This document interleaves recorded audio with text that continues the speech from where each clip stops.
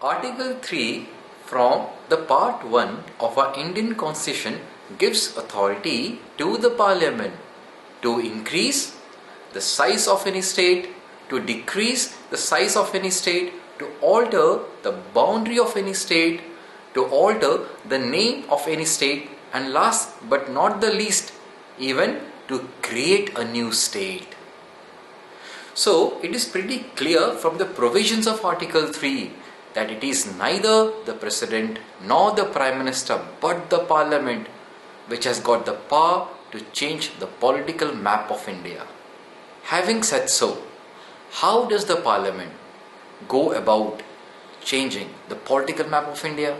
In order to do so, a bill is passed in the Parliament with the prior recommendation of the President, who in turn should seek advice or any input from the concerned state legislature. However, the opinion of the state legislature is not binding on the President.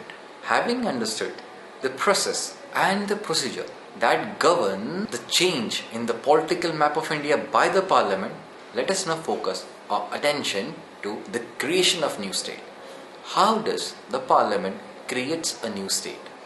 Well, there are three ways. The first one is by separating a territory from any state. Like for example, Uttarakhand has been created by separating a part of territory of the Uttar Pradesh.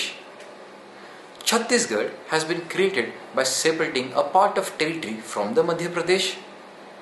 And the other way is by uniting two states. Third way is by uniting a territory to any state. So these are the three ways by which a parliament can create a new state. So I hope you enjoyed my way of explaining the Article 3 to you guys. Have a good day and thank you for watching.